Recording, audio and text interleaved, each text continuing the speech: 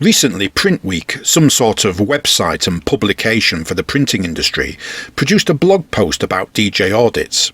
I've linked to it in the description. Naturally, it piqued my interest, especially the part that describes DJ Audits as clever. It says he knows all the rules about what is and isn't legal in terms of filming. We know that's not true.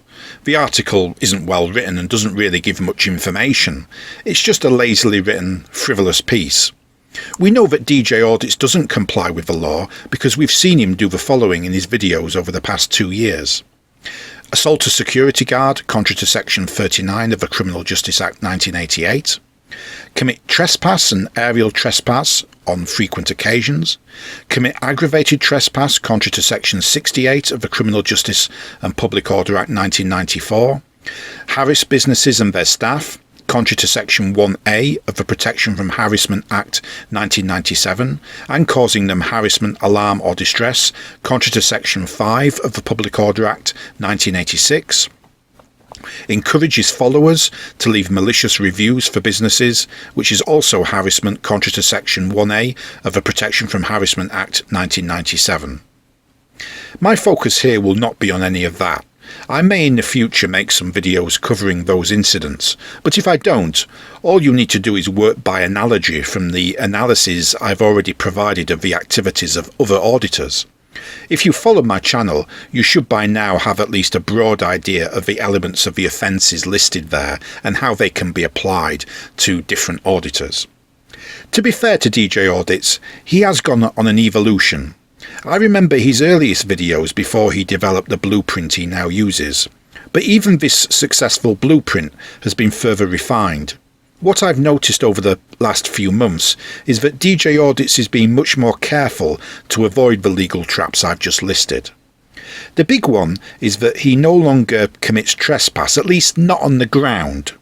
He is careful to observe the boundaries of business premises, and he tends to visit premises where he can speak to somebody at the gate and then fly his drone. This is obviously very smart on his part. It makes it that bit harder to criticise his activities, while at the same time he can still attract viewers using his personality to make the videos entertaining, if that's your thing.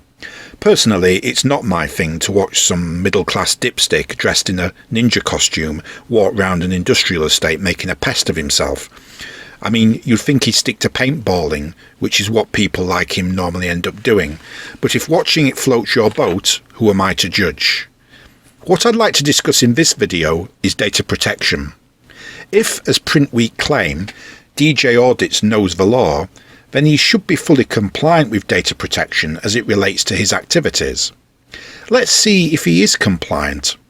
This is particularly relevant as this auditor likes to go around ticking off other people when he thinks they're breaking the law. Let's see if he keeps to the law himself. Before I begin, a further disclaimer which is relevant to how we understand and apply data protection laws and regulations. Any legal explanations I give here are specific to auditing and may not apply in the same way to other activity. A professional street photographer, let's say, with genuine motives would not have to worry so much about all the requirements I mention because he will normally, not necessarily always, but normally, will be availed of the special purposes exemption in the Data Protection Act on the basis that his activity is either journalism or artistic work, though this is not a blanket exemption and data protection is still a consideration. Such photographers also have to consider a separate issue of consent, where commercial licensing of the image is intended. A hobby photographer, by contrast, does not have to worry about data protection at all, and rarely has to consider consent. Now we've got that out of the way, let's go into the video itself. I've just selected a random one of one of his visits.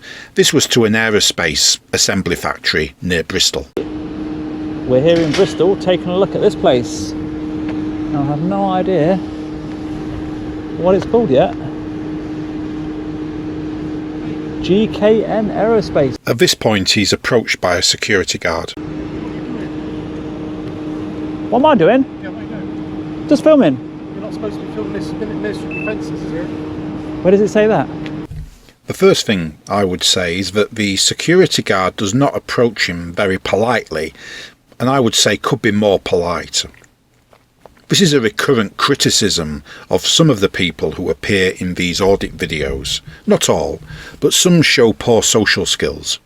It should be part of the training of security staff to have that bit of social finesse, because you are often dealing with the public and it's not a good image for the company, and it can only serve to aggravate situations if you come across as abrasive without a specific reason to be. The person he's speaking to could be anybody. We know it's DJ Audits, but from his point of view, it could be anyone. It could be somebody visiting from an important customer or client, for all he knows. I know that's unlikely, but you get the point, I'm sure.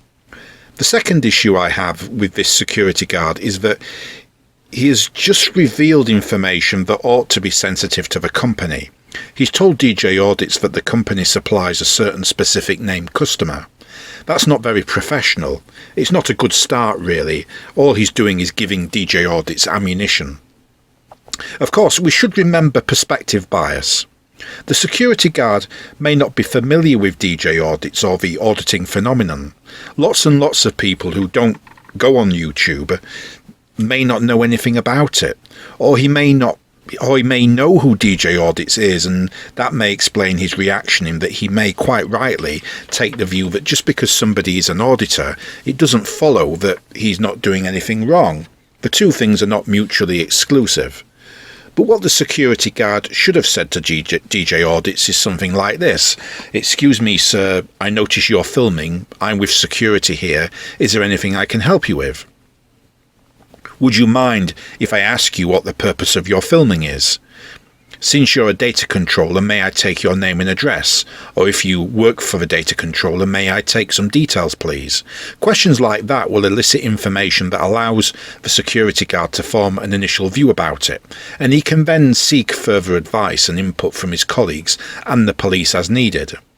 Just jumping in like that feet first with that gruff manner doesn't work. It doesn't work nowadays at all. I think there's been a cultural shift in society. I remember a time when people like that with petty authority, security guards, police officers and the like, would routinely speak to you in that rude offhand way, and it was considered culturally acceptable. But it's not as accepted today. It's on the wall, it's A400. Ministry of Defence? Yeah. I can't see that. Well, because it is Ministry of Defence down here, you ain't supposed to be filming it. There's images on the internet, about 4, which are these images. So I know it sounds daft because you're not getting anything that you can get off the internet anyway, you know what I mean? But if they see you on the, which they will see you on the camera, they'll wonder why I haven't questioned it, you know what I mean? So I'm just telling you, you ain't supposed to be doing it. I agree with the security guard there that he probably doesn't have the option of just ignoring DJ Audits. This is a major misconception that people who defend auditors have, and even critics of auditors often say this: why don't you just ignore them? It's not that simple. Often people who say this may be retired, or they're very young, or they've never worked for a large employer, so they're not familiar with practices in UK workplaces. Nowadays, employees and staff are expected to challenge strange people coming on or near the premises. That having been said, ignoring him is an option, and the security guard could just advise that some level of lockdown be put in place with everybody keeping their distance. That's perhaps a good option if you know what the strange man is doing and you therefore have a good assessment of a threat. At the end of the day, DJ Audits is there as a troublemaker. He wants a reaction, but we can't blame the security guard for approaching him. Unfortunately though, the way the security guard's evident lack of social skills plays into DJ Audits' agenda does give him ammunition. I need to do it, mate. Why? I've got to make a little video about GKN, as I won't get paid. Okay, so DJ Audits admits he's doing this for payment. That means in regard to data protection, DJ Audits cannot avail himself of the domestic purposes exemption in Recital 18 of the UK GDPR because he is doing this for payment. He also can't avail himself of the Special Purposes exemption in Part 5 of Schedule 2 of the Data Protection Act 2018 because he's not there as a photographer or journalist or artist or even as a citizen vlogger. He's there to make money by entertaining his viewers with a video that shows confrontation, and so far, it has to be said, the security guard has played into his hands. This means that the data protection regime applies fully to DJ Audits. I've got to do some filming from the outside, take the drone over, just get some aerial shots, test the radiation on the pylons. For what reason? Are you something with the landlords or anything like that? No, no. What's it for then? So that's quite a dangerous level, that is. You're quite close to that. Do you work here all day? Yeah. And you stand over there, do you? Yeah. You're not concerned of what it's giving off? Just when I've cycled underneath it, I've got an electric shock just by touching my metal handlebars. Yeah. So I've got to, anyway, yeah, I'm just staying outside on the public footpath. I mean, I've got no power. I can't turf you out. I'm not going to, you know what I mean? But I got to question you because they'll pick this on the camera tomorrow and they'll see it and they'll be all hell at you. I have no argument with the security guard there, but I think his rationale could be put across more professionally. It's no good saying that he's just doing it to cover his back. He is being paid by that company to assist in maintaining perimeter security. So what he should say to DJ Audits is that he's there to speak to him for the purposes of security. It's not that hard. More important, for the purpose of this video, you'll notice that DJ Audits has so far failed to explain what he's doing there. It's in that way, look, that dome camera. Yeah, well, that's because it's picking something up. It'll pick you up now. It's already picked you up. So who are you? DJ Audits is now filming into the premises and focusing through a window. It doesn't show anything too sensitive in itself, but I need to blur it because, you see, I think about the law and people's privacy. DJ Audits has not blurred it, of course, but bear in mind what Printweek told us about him. DJ Audits is so clever. He knows all the rules about what is and isn't legal in terms of filming. Who am I to question that?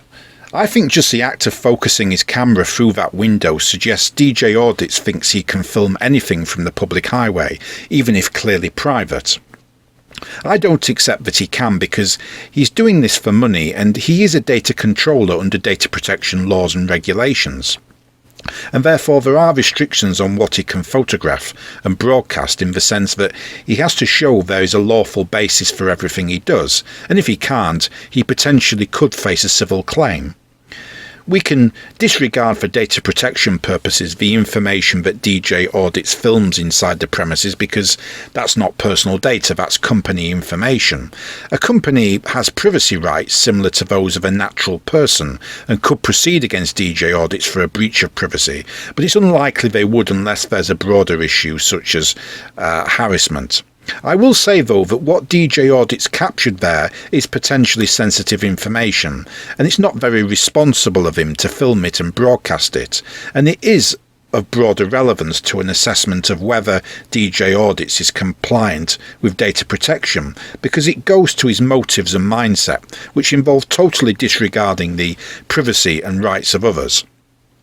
Article 4 of the UK GDPR defines personal data as any information relating to an identified or identifiable natural person. An identifiable natural person is someone who can be identified directly or indirectly. This is relevant because the data protection regime is meant to regulate the processing of personal data. The face of the security guard is personal data because it makes him identifiable. A face will not always be identifiable data. For instance, if DJ Audits was filming in a crowded street, the faces would not usually be considered identifiable information because they are being captured incidentally in a general location where seeing someone's face does not inevitably prompt recognition. This situation is different because we are in a particular location, being this security guard's usual place of work, where DJ Audits has set out to film someone and is filming him in particular, so capturing his face does make him identifiable, and his face is personal data. This means DJ Audits needs a lawful basis for filming and uploading the face of a security guard online. Let's look at Article 6 of the UK GDPR. Article 6 lists all the possible lawful bases for commercial, non-journalistic public photography. The first one is consent. I'm going to give DJ Audits the benefit of a doubt to an extent here. It's important that we try to give the benefit of a doubt where we can. So far, I think DJ Audits does have the tacit consent of the security guard to film him, because the security guard approached him and has not in so many words objected to DJ Audits filming him. But does DJ Audits have his consent to upload the footage to a public platform such as YouTube? Well, I think that depends on whether DJ Audits gave disclosure of what he's doing and why, and where the footage will be published. So let's leave the law for a moment and continue watching. So who are you? Oh, you've even got the fire plan. You've Brilliant. got a fire plan? No, look, it's there. You've got the fire eco point and the fire plan there. Building 5020. Bloody hell. Yeah, but what's the reason you're doing this? Why have you got to do it? That is a fair question, and a data controller has to reveal his purpose. Basically, in summary, I do the filming, then I get paid. From who? Well, it's financial information, isn't it? What, you want to know who pays me? Well, because you could be doing this for terrorists or anything, couldn't you? I mean, this is a target for terrorists. So Okay, what if I tell you it's nothing to do with terrorism? Notice the condescending answers from DJ Audits, which are because he does not want to reveal what he's doing or who he works for and why. Now, let's take a look at some more of the law. Of course, DJ Audits will already know all what I'm about to explain, so he can skip ahead because, well, you know what Printweek said about him. DJ Audits is so clever. He knows all the rules about what is and isn't legal in terms of filming. For the rest of us mere mortals who have to actually look up the law, yeah, I know, looking up the law, who do that, eh? For the rest of us, wait, what's this? Articles 13 and 12.1 of the UK GDPR required data controllers to disclose to data subjects certain information, including name, address, purpose of photography, legitimate interest relied on, and name of platform for publication. That can't be true, surely. DJ Audits is perfect and never gets anything wrong, especially about the law. Remember what Printweek said about him. DJ Audits is so clever. He knows all the rules about what is and isn't legal in terms of filming. Well, you would do, wouldn't you? You're not going to admit it, are you? How much do you get paid? Not a lot. Well, I don't need to. I'm not here for the money. I'm here for the money. Yeah. Yes, I think we realised that about you. Well, it is private information, but it's not just private information. It's also information that you have to disclose because you are a data controller. Articles 13 and 12.1 of the UK GDPR require that you do so. I'm confused. That gushing piece about DJ Audits for Printweek said that he's clever. He knows all the rules about what is and isn't legal in terms of filming. I hope we're not going to find anything else wrong. I don't necessarily get paid bait, but I just want to make sure that I'm questioning you. Yeah, And you've not you're on found out camera. nothing. Eh? So when the bosses say, are you satisfied that he wasn't a terrorist? What, you're going to say yes? No. And I agree with the security guard. I've criticised him, his manner and the disclosures he's made to DJ Audits that he didn't have to. And that's because I do try to be fair and balanced. And these incidents are not always entirely the fault of auditors in the way that they develop in this unpleasant or confrontational direction, which is never inevitable.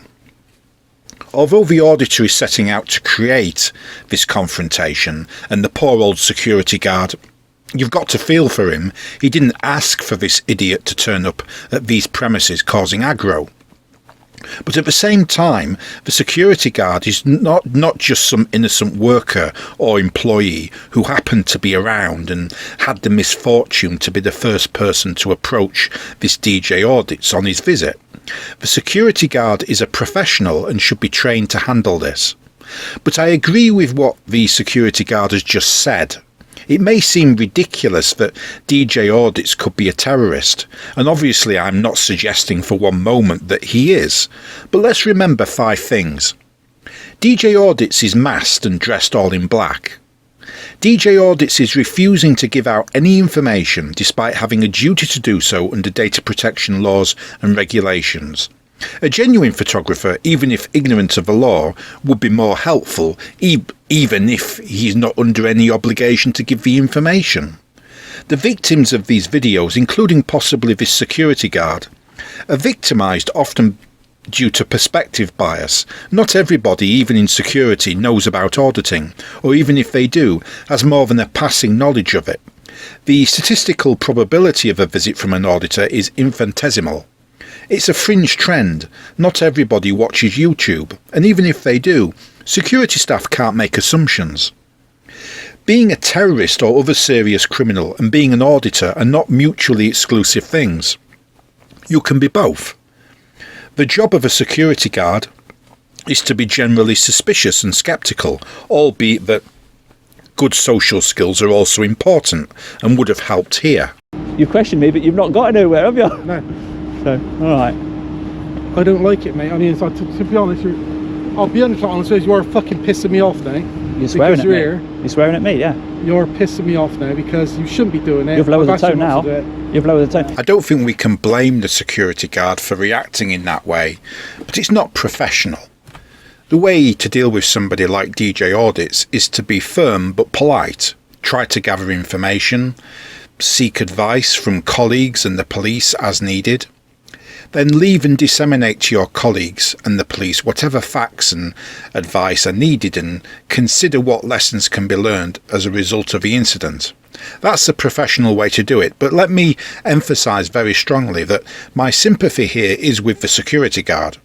I would hope that both he and his colleagues at that company receive some training as a result of the incident to improve their work. Anyway, the incident pretty much ends there. The question we must ask is, given that DJ Audits did not obtain the security guard's consent to broadcast his face, has he acted lawfully in uploading his personal data, his face, to YouTube without even blurring it? To answer this, let's go back to Article 6 of the UK GDPR. We've already addressed consent. We're saying he does have the security guard's tacit consent to film, but not his consent to broadcast, and since broadcasting involves processing this man's personal data, we need to find another lawful basis under Article 6 to make this lawful. Let's look at the other grounds. Article 6.1b allows processing where it is for the performance of a contract. That's not relevant here. Article 6.1c allows processing for compliance with a legal obligation. Again, not relevant. Article 6.1d allows processing to protect the vital interests of the data subject or some other natural person. We can't rely on that here. Article 6.1e allows processing where it is in the public interest, but is it in the public interest? Some people will jump on this and say that of course there is a public interest in broadcasting this. To me, we're watching some security guard swearing at some trouble-causing idiot. But that's beside the point. The point to remember is this. We're not here considering whether broadcast of the footage is in the public interest. What we're considering is whether broadcast of the security guard's personal data is in the public interest. It's a different question, and you can see that DJ Audits was acting intrusively by filming the interior of the building and took no steps to protect the privacy of the security guard by, let's say, editing the footage to blur his face or turning the camera away from him while filming.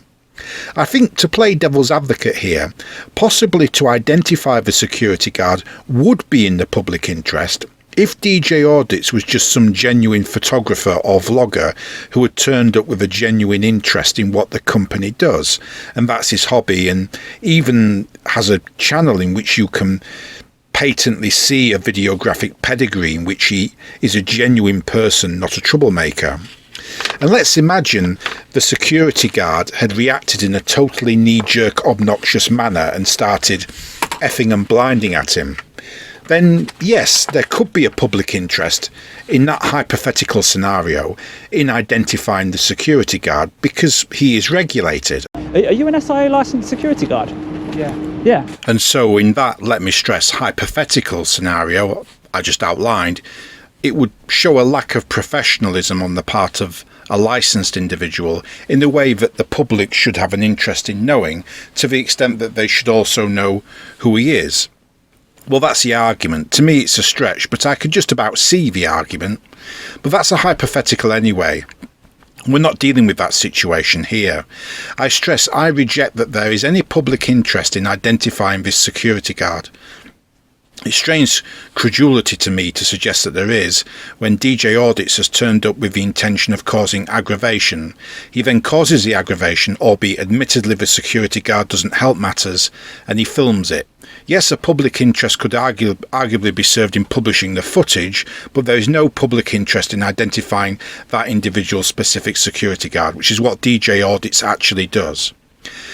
The last one is Article 6.1f, which allows processing in the legitimate interest of the data controller. DJ Audits does have a commercial interest in filming and broadcasting the footage in a way that identifies the security guard, because it makes the video that bit more watchable and entertaining for his viewers. But I have my doubts that that is a legitimate interest, and even if we say it is a legitimate interest, the way legitimate interest works is that it has to be balanced with the privacy rights of the data subject, in this case the security guard. I think the same arguments apply here as they do to the public interest point. The legitimate interest of the security guard to maintain his privacy pursuant to Article 8 of Schedule 1 to the Human Rights Act and English common law override any commercial interest DJ Audits may have in identifying him. Let me add something else pertinent to data protection. I know DJ Audit's real name, which I will obviously not be revealing here, but what this means is that I can confirm he's not registered as a data controller. However, his day-to-day business is registered as a data controller in the company name, which means it is a corporate data controller as opposed to a natural individual. On the ICO registration certificate for that company as a data controller, it makes no mention of the DJ Audits channel. As I've shown you, DJ Audits' activities as an auditor involve collecting personal data, so he is a data controller. This means DJ Audits is currently in breach of Regulation 2 of the Data Protection Charges and Information Regulations 2018, for which he could be fined by the Information Commissioner. One easy way of resolving this would be for DJ Audits to appoint his company as a data controller for his YouTube auditing channel and then amend the entry in the Register of Data Controllers to include the name of the channel DJ Audits, so that his company is a data controller for that channel. This would mean that when he's out auditing and somebody asks him for the name and address, he can give the name of the company rather than his own personal details as an individual, albeit that he will be traceable as an individual through the company using the records at company's house. Or he can have a separate entry in the register for his activities as an auditor. That would mean paying the fee again and having his real name and address linked to his auditing channel on a public register held by the Information Commissioner's office. That's all down to him to decide. Anyway, DJ Audits always finishes his visits with a drone flight. It'd be rude not to, really. Let's get David out and see what GKN Aerospace looks like from above. It's now chocks away as DJ Biggles takes to the sky and examines these premises from above. I can't say it as well as he can I? Don't worry, I'm not giving up the day job. GKN Aerospace. Let's have a look at you then, shall we? I like the way he says that. Let's have a look at you then, shall we? Sounds like a saucy sailor. You could imagine him in a gay porn film, couldn't you? Let's take a look at you, big boy. So we literally only just got here, didn't we? But we don't often do drone flights this late into the night, do we? In what follows, I'm going to make some observations about DJ Audits drone flight. I'm not going to go into any detail about drone laws and regulations and start quoting it all, because this video was supposed to be about data protection. The legal analysis about DJ Audits and his drone flights is for another time. For those who are interested in the law on drones, I did provide a detailed legal analysis of a flight by Gwent Auditor in a previous video. That was the one he did over Ellen Road, and that included a detailed summary of drone regulations as at 2023. A link to that video is in the description. I'm not a drone user myself, let me just stress that, so I'm not an expert. Putting that aside, as you watch this, I just want you to note two things initially. First, his takeoff position is in the middle of the pavement, so he is potentially obstructing the pavement, but more to the point, he's creating a hazard for himself, because he's supposed to give his full concentration to the drone flight, yet throughout this flight, he stands in the middle of the pavement. His actions just don't make any sense to me. Perhaps those who do fly drones could help me out here. Is it common for drone users to stand in the middle of a pavement, effectively blocking the pavement while taking off, flying the drone and then landing? Do drones frequently take off and land on pavements? Is there some reason for doing that? The next initial point, this is just really for you to observe, is about DJ Audit's position and orientation there. He makes this strange cut in the footage so that there is verbal continuity, but what you see is a completely different part of the building. Let me show you. So we literally only just got here, didn't we? But we don't often do drone flights this late into the night, do we? This doesn't require great spatial awareness, it's fairly straightforward, but just for emphasis, I've marked his takeoff position on this Google image with an arrow. All he's done is flown the drone along the building immediately on the left there. You can see his flight path here. So far, he must be keeping the drone in visual line of sight. Let's watch a bit more. So we've got some staff car parking over here as well for the company.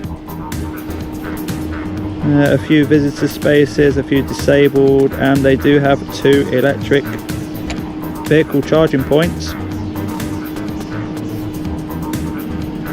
Looks like they're working all the way through the night then, are they? No solar panels. Look how big the place is, brilliant.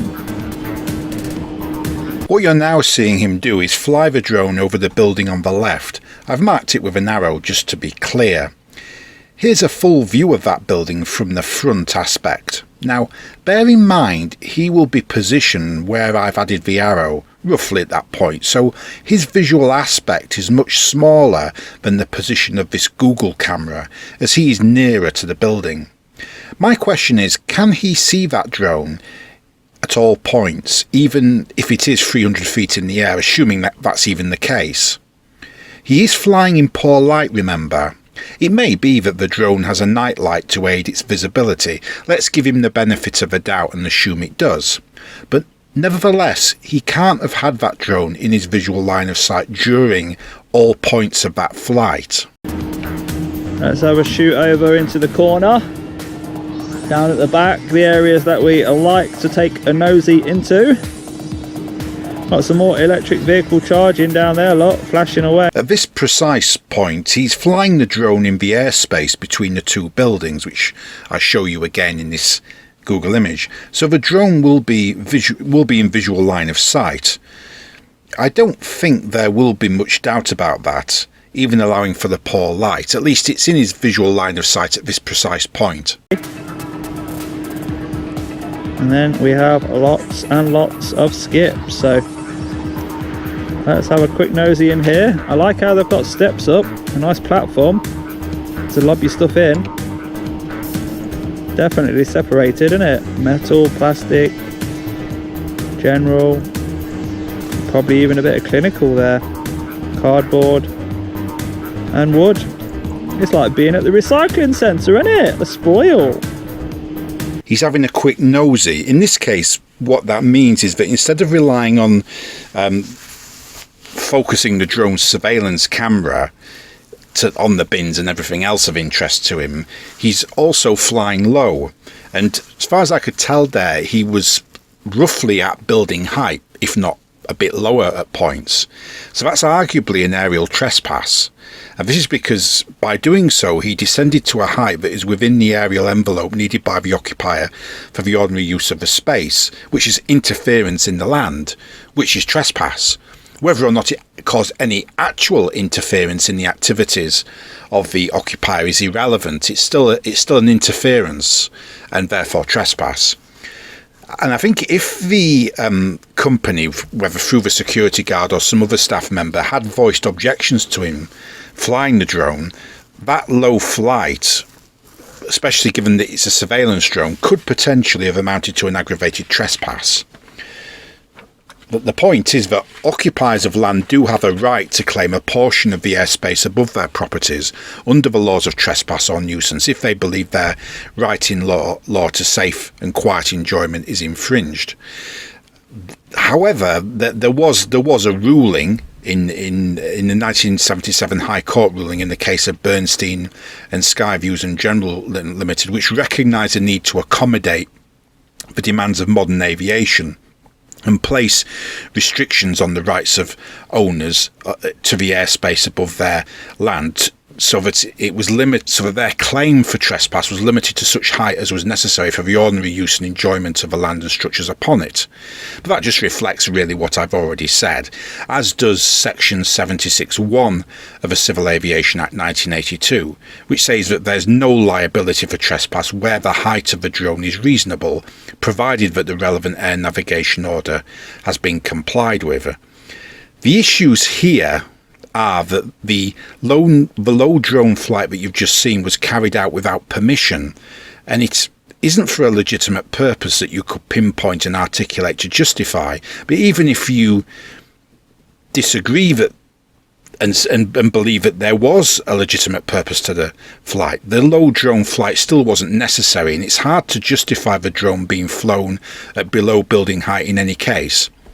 Furthermore, DJ Audits is not compliant with at least one part of the relevant air navigation order. Specifically, he is committing an offence under Article 9 of the Air Navigation Amendment Order 2020, in that he's not maintaining visual line of sight, which is contrary to the requirement in Article 4 of the EU Unmanned Aircraft Systems Regulations, known as a Commission Implementing Regulation. And what have they got on the roof here? What might that be? Oh, is that the marked safe route to walk on the roof? Probably where they've got steels underneath and not just a roofing sheet. And what's that bit in the middle? Let's have a quick look. Oh, is that some solar panels? Not many, but they certainly have some, don't they? They look a bit unusual. At this precise point, does DJ Audits still have visual line of sight of the drone? Again, I don't operate a drone, so I don't pretend to be an expert on how to fly them. But speaking as a layman in these matters, it seems to me that if you're going to fly a drone over a large airspace, such as the aerial envelope of a large industrial building, you need to be especially careful to maintain line of sight visually. Indeed, I see that visual line of sight is a requirement under the drone regulations. We've just mentioned Article 4 of the EU Unmanned Aircraft Systems Regulations, which contains that requirement. Yet, in this footage by DJ Audits, we can hear him giving commentary, and it's descriptive commentary, and he can only be giving that sort of commentary by looking into the viewfinder on his drone controller. He can't look at two things at once, so it must be that for large portions of this drone flight he wasn't watching the drone. So we have two issues here: whether the drone is in visual line of sight due to his aspect in relation to the building, and secondly, whether he's even watching the drone anyway. And obviously the two things are connected. The requirement is not per se that the drone pilot has to watch the drone all the time, and I imagine that would not be realistic. That would not be a realistic requirement, because even though you would hope the drone controller is designed fairly intuitively to allow control of the drone while the pilot maintains full attention on the drone itself. Nevertheless, in reality, I imagine it is necessary to look at the controller even while one is operating the drone. But the two factors in this are linked. You maintain visual line of sight because you do need to be able to watch the drone. Obviously, so in effect, what the requirement is actually implying in Article 4 is that you are expected to watch the drone for the purpose of safety, and because watching the drone constantly is part of your control of the drone. It's not saying that you can't also look at the controls, because as I say, that's perhaps not realistic, but it is saying that you are expected to watch the drone, and to enable this you must maintain a visual line of sight. I don't see how he can do that while giving his commentary, assuming he even has visual line of sight, given his relational aspect to the building. Also, and again, just bear in mind that I speak here as someone who does not operate drones, but it seems to me that the sub 250 gram drone has been designed for use in the immediate vicinity of the pilot, not to be flown over large distances. And any pilot who does fly the drone over large distances is likely to be not adhering to visual line of sight. And furthermore, any pilot who is giving commentary while flying over a sizable area is likely not to be keeping watch on the drone sufficiently, even if the drone is within visual line of sight. And that's especially the case if the nature and content of the commentary indicates that the pilot is relying on the viewfinder. Indeed, the reading I have done on this subject emphasises that flights in the open category, which are for sub 250 gram drones, are supposed to be visual line of sight flights. That's the whole basis of the regulatory dispensation that sub 250 gram drones have been allowed. I'm not sure we can really say that this style of drone auditing being conducted by DJ Audits and others is really safe, especially where the area being covered by the surveillance is, as here, quite extensive. If the premises are as large as this, shouldn't the commentary be added afterwards, at the editing stage, given that the drone pilot is supposed to be watching his drone? Bear in mind in all this, though, what Printweek said about DJ Audits. DJ Audits is so clever. He knows all the rules about what is and isn't legal in terms of filming. That should silence all you trolls and naysayers, all you doubters. But this video was really about data protection, so we'll leave all the drone stuff for another day. I will be going into DJ Biggles' flying habits in much greater depth in a future video.